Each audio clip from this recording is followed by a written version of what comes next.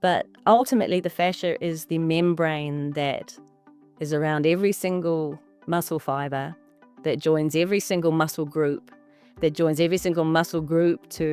joints, to body parts, that joins everything together. It's the living mycelium of the human body, and it transfers fluid, electrical current, and it retains lived experience. And so often your memory, or even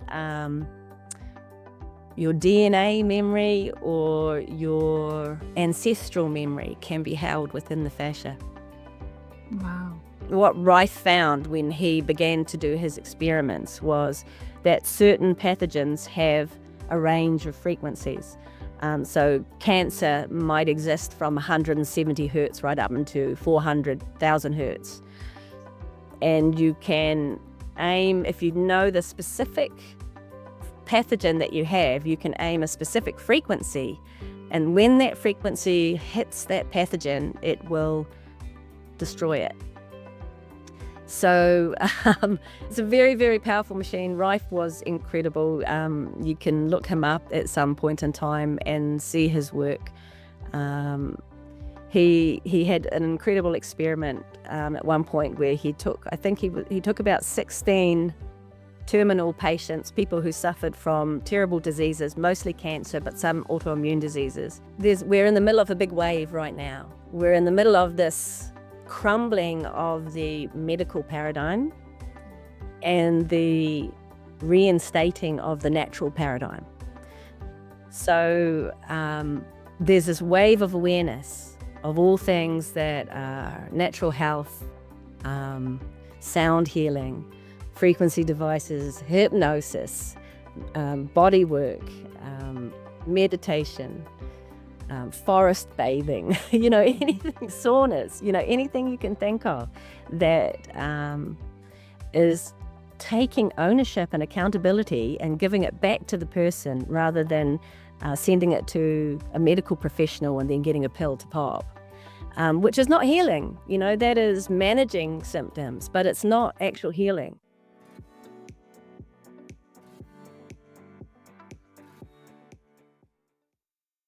Today we had a wonderful conversation with Toni Gordon. Toni lives in Queensberry, which is about a 15-minute drive from Wanaka. Toni has more than 30 years experience in the bodywork, including deep tissue and even craniosacral therapy. But she also has something incredible, is working with vibration, using tuning forks or light therapy, and she has the Rife machine and many more machines that are using the vibration to heal the body. And I experienced it myself, and I was quite blown away by the result, and you can actually hear it during the conversation. So let's dive into Toni's world.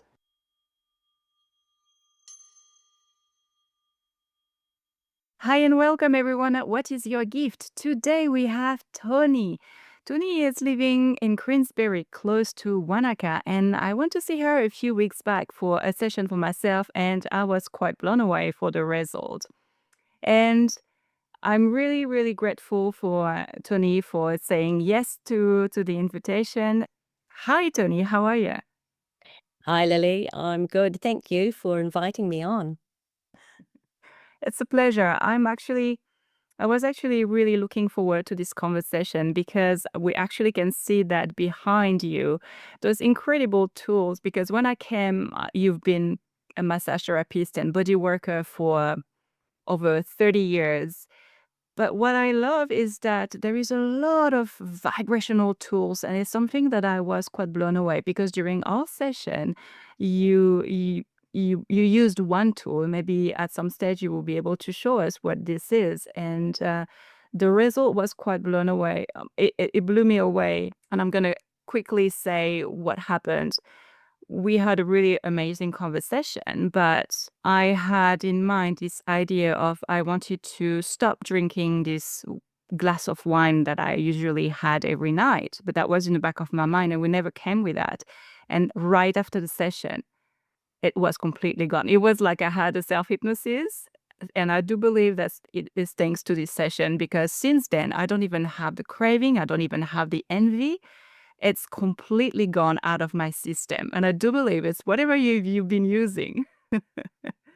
So that would be amazing to hear a bit more about this story and how, yeah, how it works. But before that, I would love to hear about your story, how everything started, because I mean, 30 years ago, it's some time ago. So how did you end up doing body work and massage therapy? I guess I was always interested on the inner story of people. And before I even got interested in massage therapy, I went through Toi Whakaari, New Zealand drama school. So I early on I got into acting.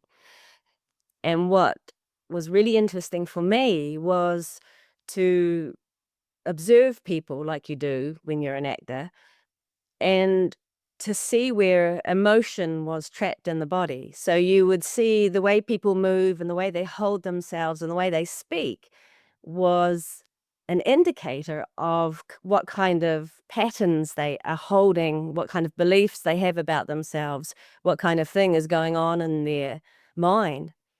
And so I became really interested in the inner workings. And so I left drama school and I went acting for a couple of years and ended up suffering from stage fright. Every time I went on stage, I'd forget my lines, which isn't good when you're doing Shakespeare. You can't improvise so well. So I left, and instead I went to the College of Natural Medicine in Christchurch and studied massage. And as soon as I began to work with bodies, and you'll know this as well, Lily, that when you work with bodies, you can't help but reveal the undercurrent at times. And so people will have emotional responses, or they will have old memories. When you work with the body, stuff comes up. And that just, I was just curious about that. And so that led me into the work that I do now. So how did you, because I mean, when we study massage, especially like the conventional type of massage, they don't really talk much about emotions. So, or maybe they do, but maybe if you want to tell us how you've been able to weave into your practice this really amazing dimension of emotions, because usually people when you learn massage, it's all about the knots, the physical knots, and that's it. Yeah, I guess so. I think partly that is the gift that I've had, is that I've been always able to see underneath. You see what somebody presents to you, but see what they're hiding. It's just something um, that I've always had. And so when I put my hands on a body, or even when somebody walks into the room, I can already begin to feel what's happening underneath. And so when I started to do massage, and we're just doing basic protocols, we're doing deep tissue and we're doing neuromuscular release in Swedish. But when I put my hands on the body begins to tell me where it wants me to go. Mm. And so it's a form of listening. It's a form of deep listening with your entire self, rather than just following a protocol. So it's really about being present and kind of having a gentle curiosity about what's going to present, and flowing from there. I really love this approach, and maybe I would love to hear a bit more how this has developed over the years. Because often when we start something, when we have a call, this podcast is all about being inspired and jump into something that we love, we are passionate about. But often, body work, it's so vague. And when we start, I guess, because of the society, very often we don't really trust our intuition and we don't really trust what is happening within. So, how did that happen in your journey? Like, did you have this intuition straight away, or is something that came along with time? How did you develop that? I always had the intuition. And when I began working with bodies, it became really obvious that I was feeling energy and emotion within people's bodies. And I was reluctant to talk about it to people because I didn't want to be seen as a flake or as I didn't want to be wrong. I didn't want to say something out the gate and then just be completely wrong. And so that's when I went and trained in craniosacral therapy. And craniosacral is kind of a bridge between energy and physical. And it has this really beautiful way of being where you bring awareness into areas. And once you bring awareness, the body kind of does its own thing.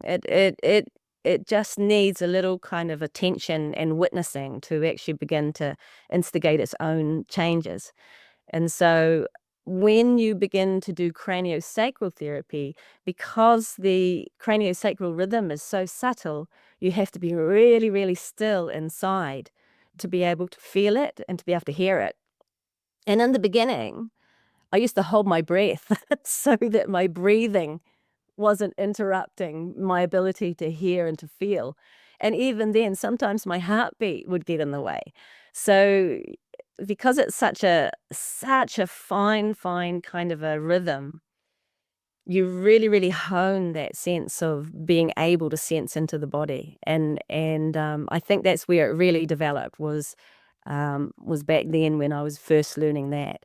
And it still stands me in good stead to this day. One of the first things I'll do is hold somebody's feet in a way that I was taught at craniosacral therapy and just go really still so that I can actually feel the tensions within the fascia. And then underneath that tension in the fascia starts to bubble up lived experience. Mm. So you have like you can feel very well the fascia. Mm-hmm. Yeah. Yeah. Yeah. Yeah. What's You can the put your hands fascia? Yeah, go for it. you can put your hands on somebody's feet and you can feel a torsion in their hips or in their shoulders, or you can hold their feet and you can feel that their occiput is being pulled down just through the tuning into the fascia. Yeah. It's amazing. Mm. Maybe for our listeners, if you want to explain what is the fascia for you and how you tune into the fascia. The fascia, uh, and they're having so much kind of expansion on the understanding of fascia at the moment.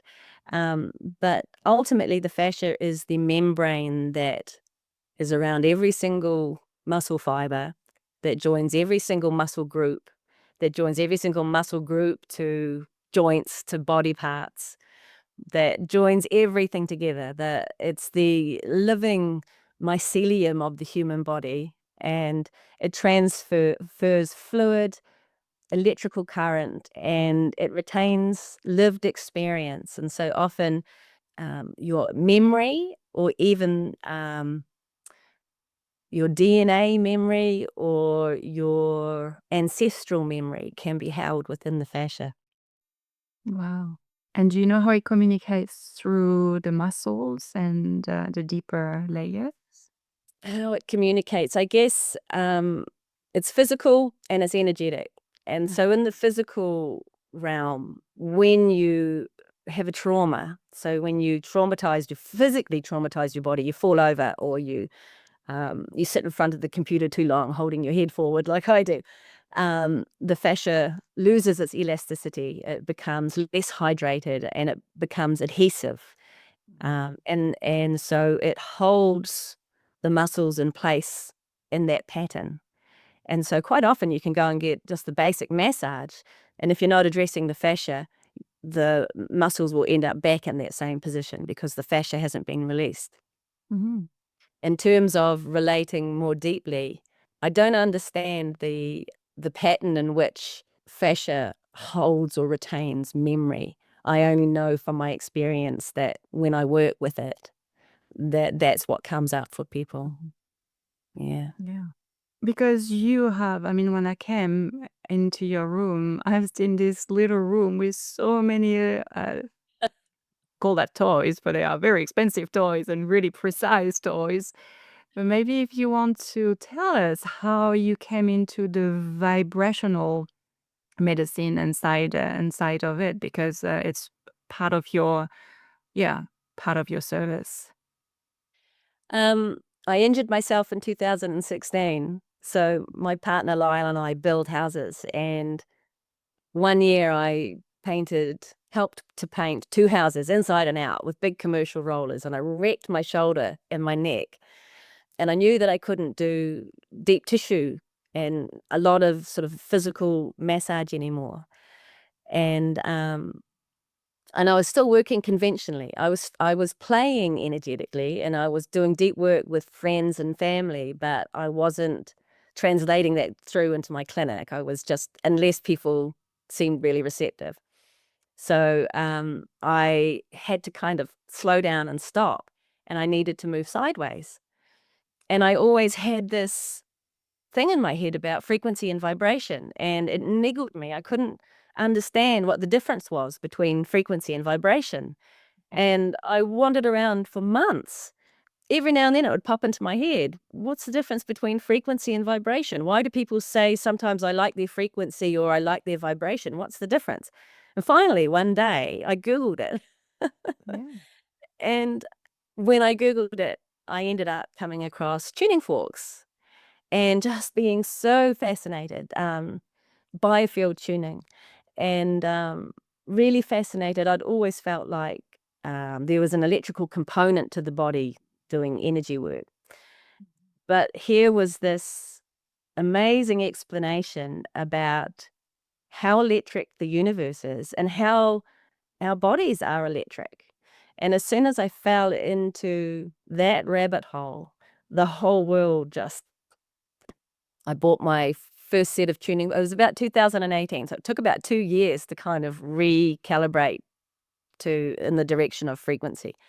And I bought tuning forks and began to practice with them, using them on the field. So where what you do is you take a tuning fork and you bring it into a person's aura. And as it's vibrating, there's a change in density when you enter something that's held in the field. And so I started playing with that and started learning more about how electrical we are and how it's a complete paradigm that is completely ignored when it's actually the rudimentary kind of structure of our system. Our brains have an electromagnetic field. Our heart has an electromagnetic field that's nearly 2 meters wide. Our blood carries a charge. Our bones build under piezoelectrical force. Our heart, the first thing that you do when your heart stops is you put an electrical impulse into it. Everything about us, the way thoughts move, the way we send our instructions from our brain to our bodies, the rest of our bodies, it's all electrical.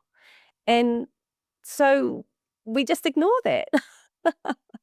And so tuning forks, and then from tuning forks, I just fell into Rife machines, and which are these amazing machines that you can apply these particular frequencies to the body, and they deal with different illness and different disease. And then into light, and I've got my Bioptron light here. So light frequencies, and that all just is incorporated now into a session. So I may do a physical session where it's deep tissue massage, but I will use my frequency devices when they're called for. Yeah. Do you know a bit the difference between light frequency and, for example, the Rife machine or the tuning force? Because one is more sound and the vibration and the other one is light, which is also a frequency, but it's a different type of frequency. Do you know the difference, like what it does in the body? Yeah, they affect the body in different ways. If you listen to Eileen McKenzie, who is the woman who studied frequency for the last 30 years using tuning forks, she reckons that it's all on a spectrum, that light is part of a spectrum on which sound is a part of. And I think physicists disagree with that, but that's how she sees it. Tuning forks are a physical vibration. So when you hit a tuning fork, you're actually getting the impulse of the sound coming into your field. So they are really good at bringing the body back into, or bringing the energy field back into a harmonic tone.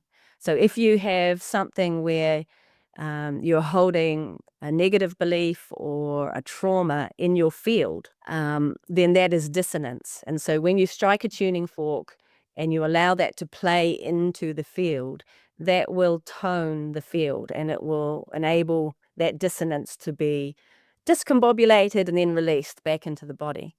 So you're calling the body into tune by playing a tuning fork. Rife machines work, usually the most powerful ones work with plasma light. So again, we're using light, or audio, sometimes audio. And they are using specific frequencies that have been researched since, I was going to say the 1940s, but that's when Rife kind of became popular.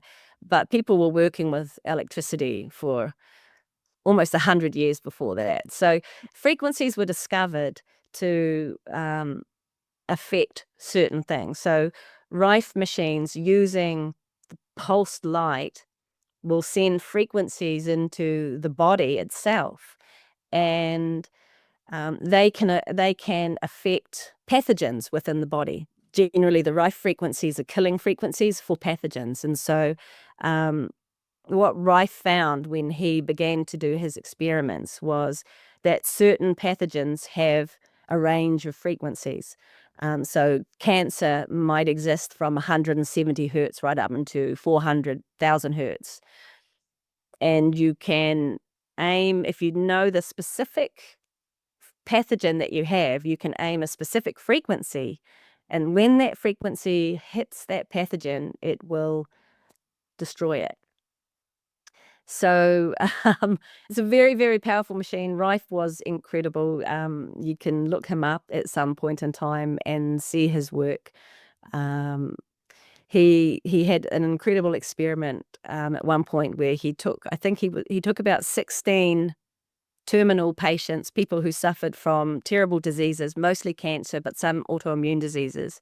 He had his research supervisors were the heads of certain hospitals in the States, and they sent him these people and he treated them, and within 3 months he had cured all but 2.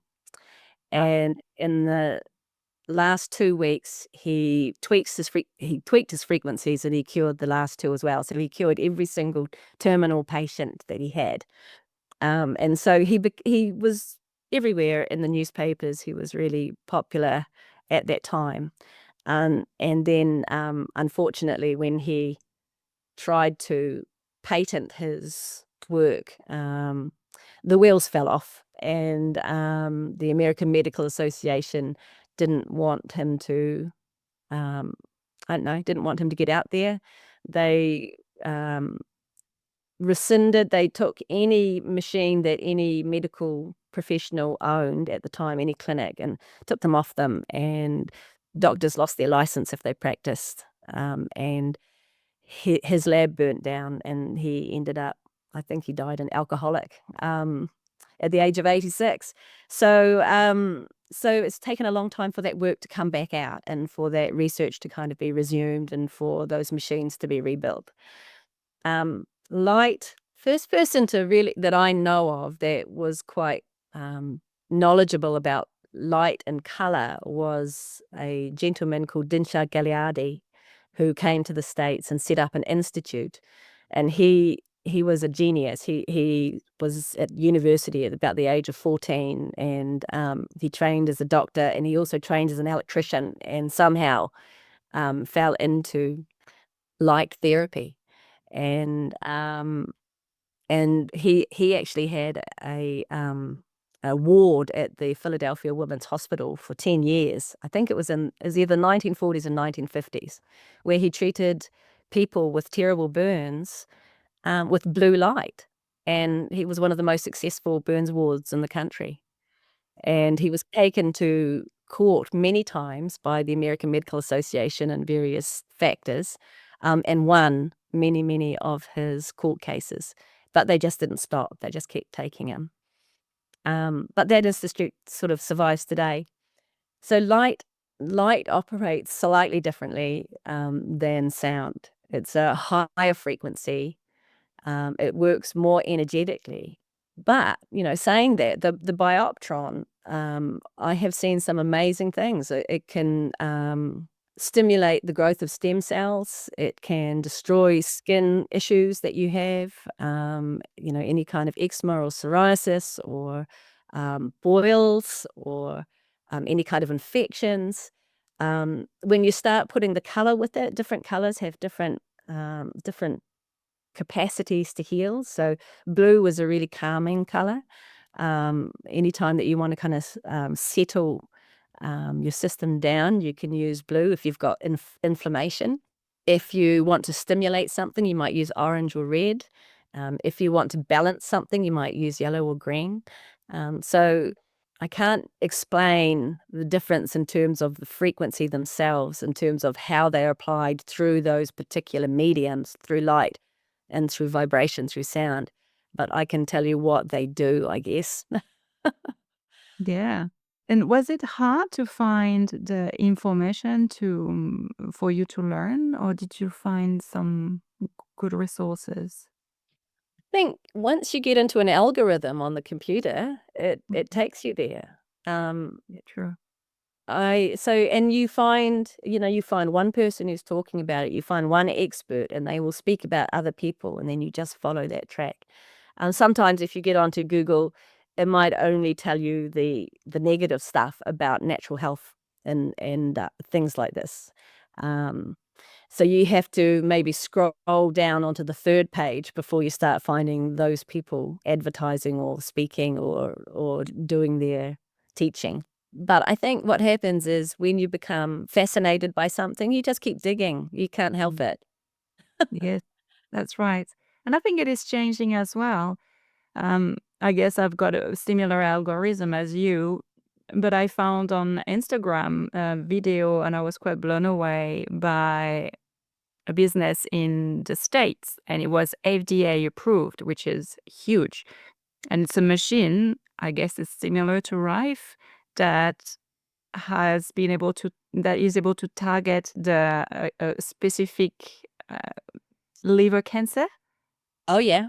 Yeah. And apparently they have really good result, and it's FDA approved, which is Yeah. mind blowing. I mean, 2025, we're like, wow, okay, it is moving. So it's quite amazing to see that now coming more and more to the general public, and people starting to be interested and finally being recognized by the food and drug industry, basically. Yeah. Yeah, oh, that's exciting. Yeah, it's unusual too, but when you get something that whose results are so good and the research is really strong, they can't turn it down. And so obviously it really, I mean, and they are using a lot of this stuff. They use ultrasound, they use laser. I mean, That's right. it is in the medical industry. These lights are all throughout clinics, medical clinics and hospitals in Europe. So they are there. It's just you really have to have that scientific research and that background to be approved by those. I mean, sometimes even when you do have that, they won't, depending, they might not accept it. But you've got a better chance if you do have really good research. Yeah. Yeah. So that's exciting. Yes. What have you seen in your own practice that blow you away, actually, like some result that you were not expecting? Do you have any of those? Yours is one. Yes. I don't go in with any expectations, and that way, whatever evolves naturally through the course of interacting with the person in their field. Um, but yeah, I've had a lot of interesting scenarios and situations where people have come back and have told me, this thing happened or that thing happened. I'm really happy if they end up out of pain.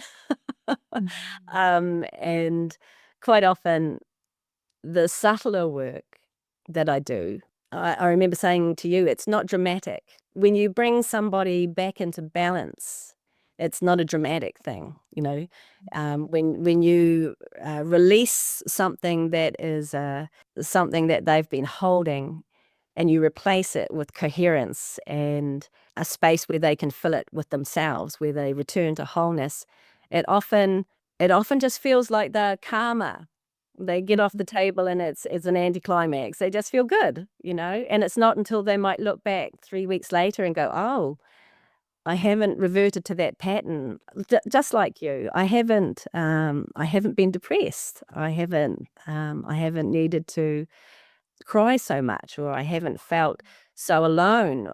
So it often tends to be a really gentle kind of change for people rather than the big things, but there have been things where now that I'm sitting here, I can't think of any instances at all other than when really weird things happen, like I'll be working on somebody and I'll encounter their lost loved one in their field, or I'll be sitting talking to them after a treatment and I can feel their grandmother just really wanting to speak and holding it back because, it's not very professional to go, oh, by the way, I've got your grandmother here. But her being so forceful that in the end I have to go, oh, actually, look, I just have to tell you this. I've got this person here who wants to speak to you.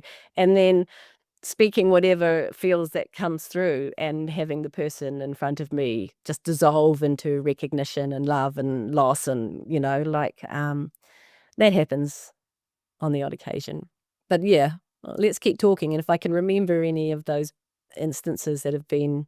But I reckon it's exactly what you're saying. It's something that I also witness a lot with my clients, especially with hypnosis. It's often when we are not used to tuning to be really listening to our body, we don't even really realize that there is a change that happened. It's only, as you say, when you stop for 3 or 4 weeks later and sort of look back and say, oh, I don't have the same pattern. Yes, I don't cry as much. I don't feel as stressed. I feel calmer in some situation.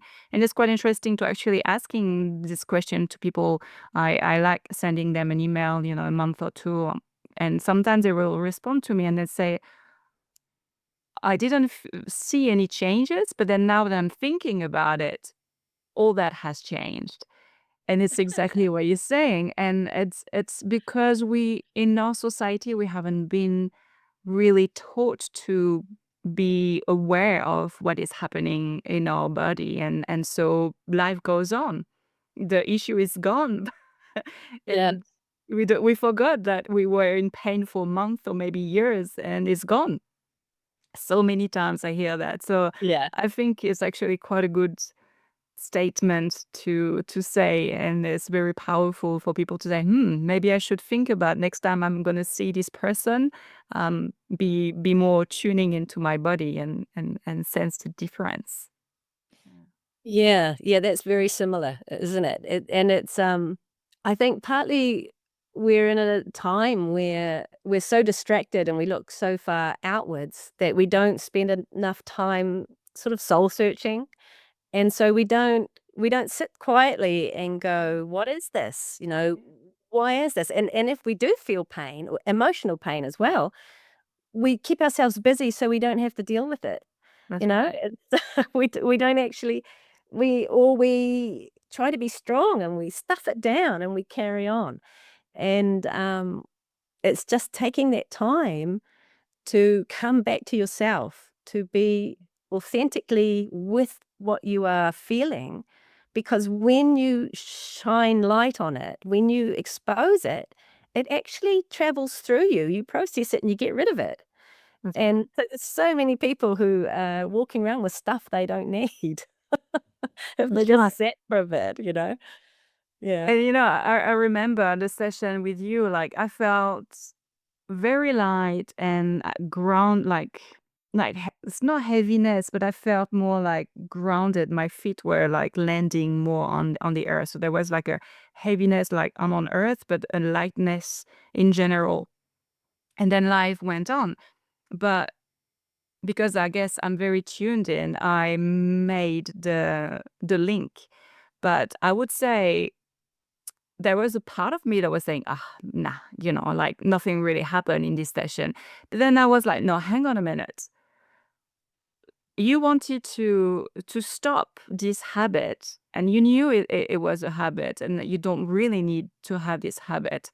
You even didn't mention to her, but in your field, you were sort of prepared to let it go, and she was tuned in enough to do all the work, and your field released it. But it because it's so subtle, we don't see it. It's vibrational.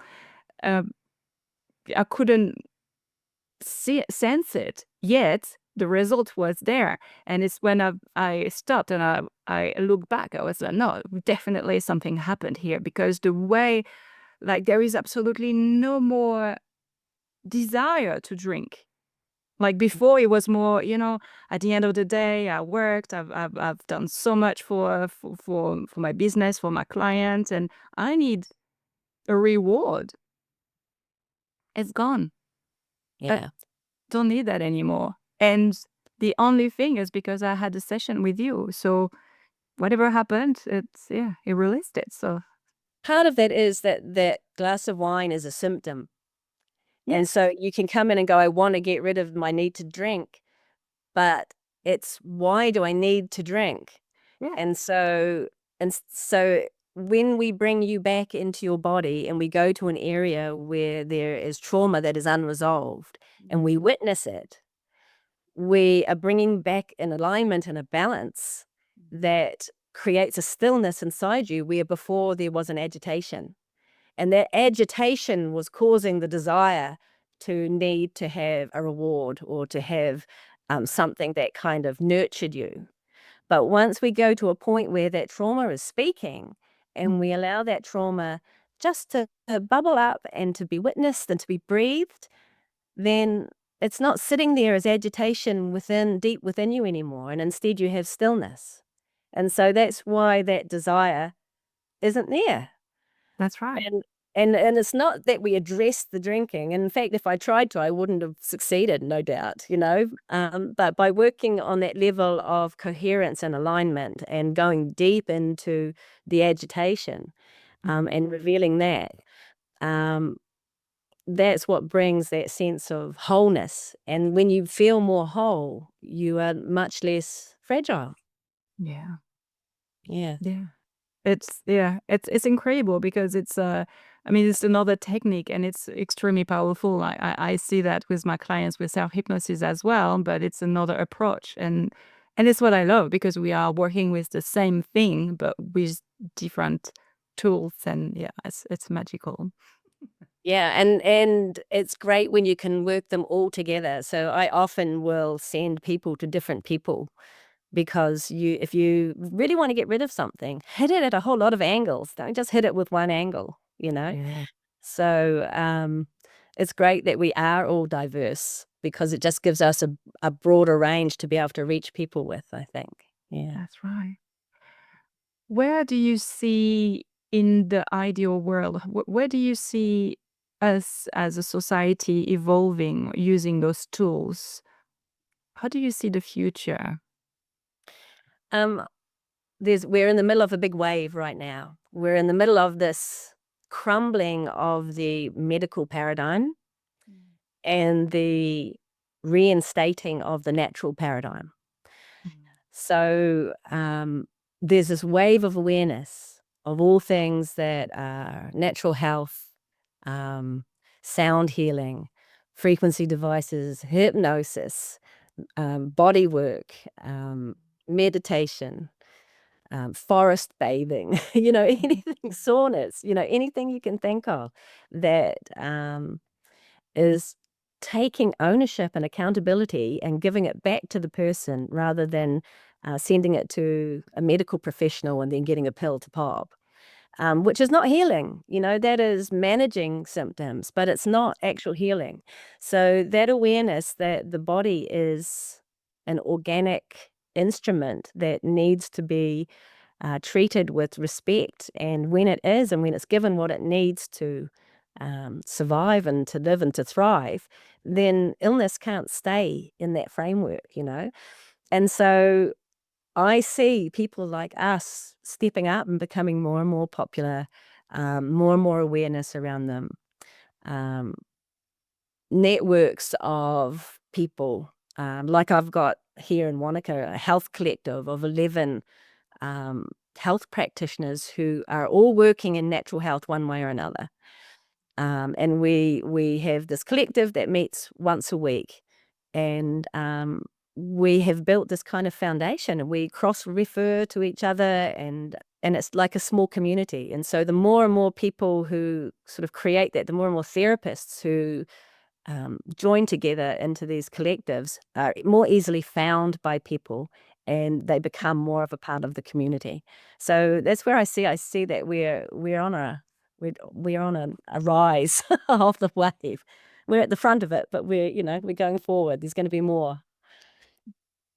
I love that. Before asking you this question, I see a lot of people around 30, 40s, 50s that are doing a job and suddenly they lost their passion. They realize that I've done this job for so many years, but it's just to fulfill, to be able to pay the bill at the end of the month. A lot of people are at a moment where they want to pivot towards something new, toward their real passion, toward there's something that is within, that is building up, that is bubbling, that don't really have maybe a name or know how to, they don't really know what it is.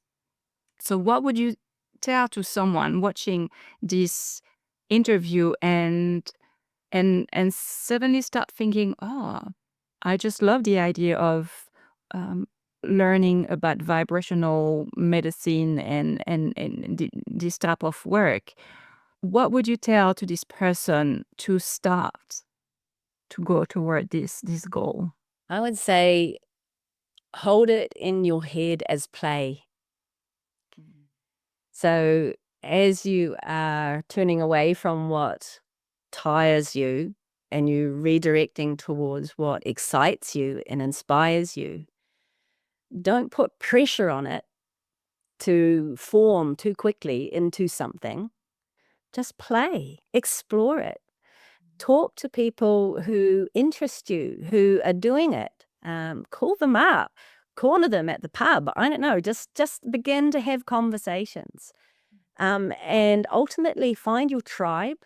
Find the group of people who are reflecting the same interest or the same direction as you, because when you know that you're not alone, you expand and you feel safe. You don't contract and try and hide it. You actually release into it.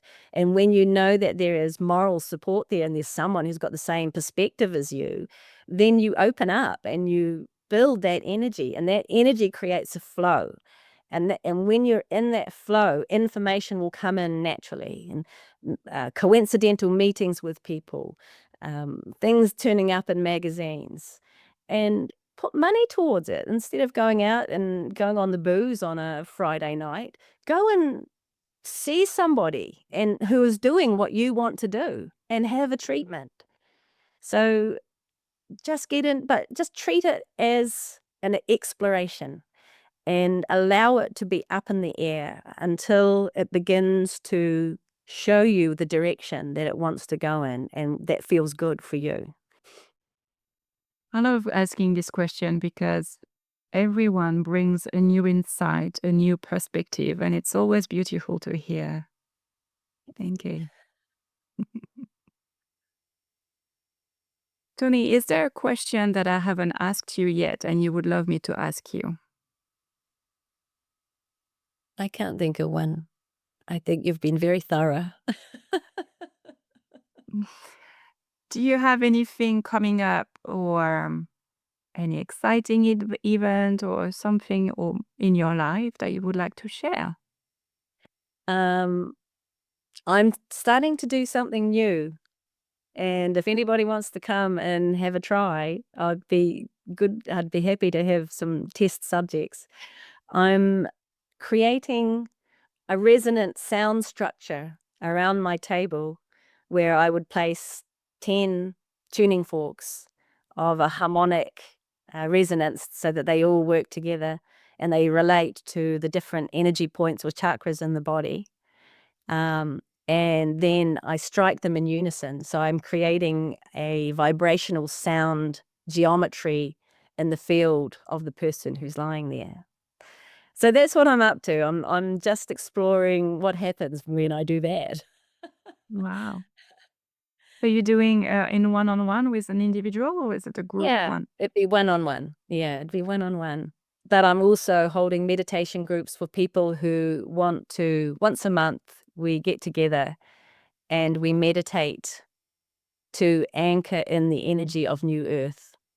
So we're together, um, and we'll spend a few hours. We'll do some clearing. We'll do some other meditations where we release energy and we tune into various parts of our bodies that might be holding trauma.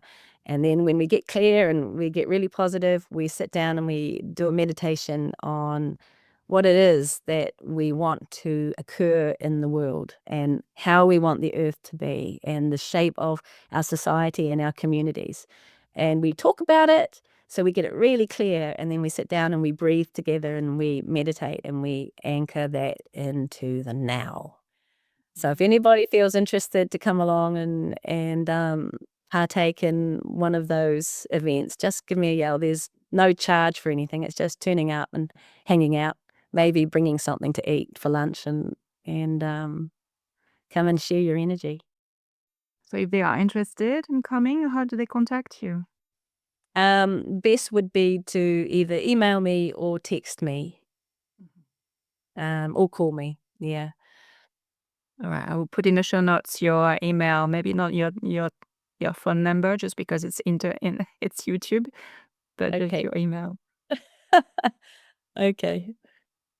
Well, thank you so much, Toni, for this conversation today. I really enjoyed it, and I hope it will inspire people to tune into this wonderful world of vibration. Thank you, Lily. And I'll be coming to see you soon. Bye. I hope this interview inspired you toward your goals. And remember, one step at a time. Every little step that you are taking forward is one step closer to your dream life. And if you want to go even further, I have created this 8 weeks program where together we are diving deep into your inner core beliefs, and we are releasing all the beliefs that are no longer needed and recreating new empowered one. At the end of the 8 weeks, you will feel a new person, empowered, stronger, lighter, and ready to step into your new journey. In the show notes, there is a link that will bring you to a questionnaire that will bring you clarity on what needs to be worked on. And all the best for you to find and follow your true passion.